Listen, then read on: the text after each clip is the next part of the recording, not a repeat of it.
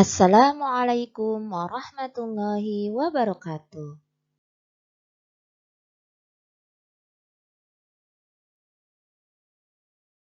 Jumpa kembali dengan Bu Rini pada pelajaran fikih. Sebelum memulai pelajaran, yuk sama-sama kita buka dengan mengucap basmalah. Bismillahirrahmanirrahim. Apa kabarnya teman-teman semua? Semoga dalam keadaan sehat ya. Dan yang pasti harus tetap semangat belajar. Hari ini di pelajaran fikih, kita akan bahas tentang apa sih? Ya, hari ini pembahasan kita tentang hal-hal yang dilarang ketika haid. Jadi, apa saja sih yang dilarang ketika seorang perempuan sedang haid?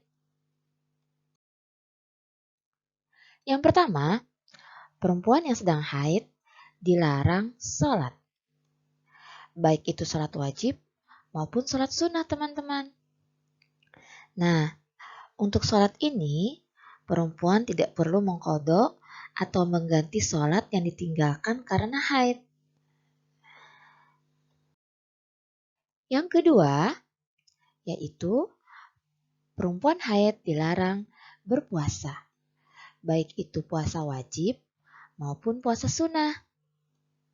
Namun, bagi perempuan yang sedang haid, dia wajib mengqadha atau mengganti puasa wajib setelah dia haid. Puasa wajib itu yaitu puasa Ramadan, teman-teman. Puasa di bulan Ramadan itu hukumnya wajib. Ketika bulan Ramadan seorang perempuan meninggalkan puasa Ramadan karena dia haid, maka di hari lainnya ketika dia sedang tidak haid, dia wajib menggantinya. Nah, yang ketiga, perempuan yang sedang haid dilarang berdiam di masjid.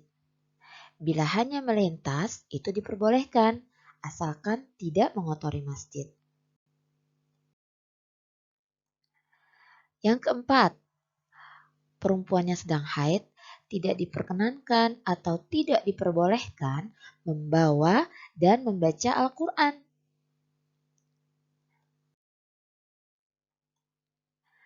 Yang kelima, perempuan yang sedang haid dilarang tawaf atau keliling Ka'bah. Baik itu tawaf wajib maupun tawaf sunnah. Nah, tentang tawaf ini, tawaf itu terbagi menjadi beberapa jenis. Ada yang hukumnya wajib, ada yang hukumnya sunnah. Nah, untuk tawaf ini penjelasannya nanti kita akan pelajari pada bab berikutnya ya teman-teman. Nah, sekarang pelajaran tentang hal-hal yang dilarang ketika haid sampai di sini. Selanjutnya, kita akan mengulang materi sebelumnya. Kira-kira teman-teman masih ingat tidak ya? Apa sih pelajaran pekan sebelumnya? Pekan sebelumnya kita membahas tentang pengertian haid. Ya, betul. Haid itu terbagi menjadi dua.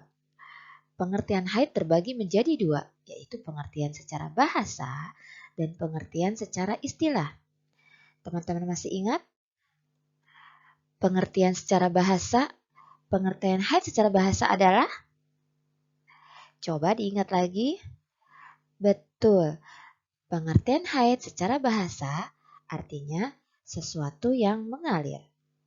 Nah, kalau pengertian haid secara istilah lebih panjang kalimatnya teman-teman, yaitu darah yang keluar dari rahim perempuan yang sudah balik dalam keadaan sehat. Selanjutnya, tentang batas waktu haid.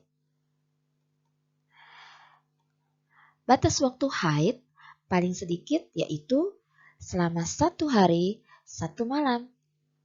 Nah, paling banyak atau sebanyak-banyaknya yaitu selama 15 hari 15 malam.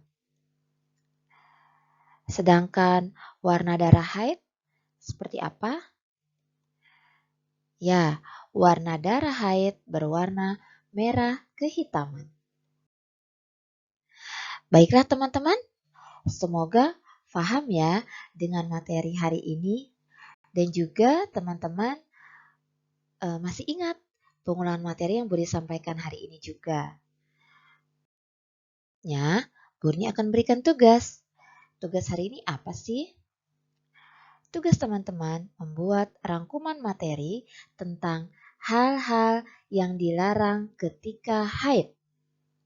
Teman-teman merangkumnya dalam bentuk spiderweb. Spiderweb itu apa sih?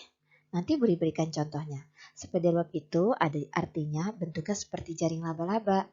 Nah, untuk contohnya nanti akan Budi contohkan ya. Untuk melihat bahan pengajarannya, untuk mengerjakannya teman-teman bisa lihat di buku fikih halaman 4 dan halaman 5 tentang hal-hal yang dilarang ketika haid. Untuk mengerjakannya, Budi berikan ketentuan. Teman-teman boleh mengerjakannya di laptop, menggunakan program Paint atau Word, lalu difoto, fotonya dikirim. Hasilnya lewat link yang akan Budi sampaikan di grup WhatsApp. Atau boleh juga kok ditulis tangan, terus teman-teman warnai, setelah itu difoto, lalu kirim hasilnya lewat link. Silakan teman-teman berkreasi, mana yang lebih mudah, mana yang lebih nyaman, mana lebih asyik buat teman-teman kerjakan. Nah, ini dia contoh spiderweb yang tadi Budi beritahukan. Nah, kalau ini Budi mengerjakannya di laptop ya teman-teman, menggunakan program Word. Teman-teman boleh di laptop mengerjakan program dengan program Paint atau boleh juga dengan tulisan tangan, lalu teman-teman warnai, buatlah sebagus-bagusnya, semenarik mungkin, seindah-indahnya, dan selamat berkreasi. Laksanakan dengan happy ya teman-teman. Nah, materi fikih kali ini sampai di sini dulu teman-teman. Kita berjumpa kembali pada pekan-pekan berikutnya. Kita tutup dengan hamdalah. Alhamdulillahirrabbilalamin. Wassalamualaikum warahmatullahi wabarakatuh.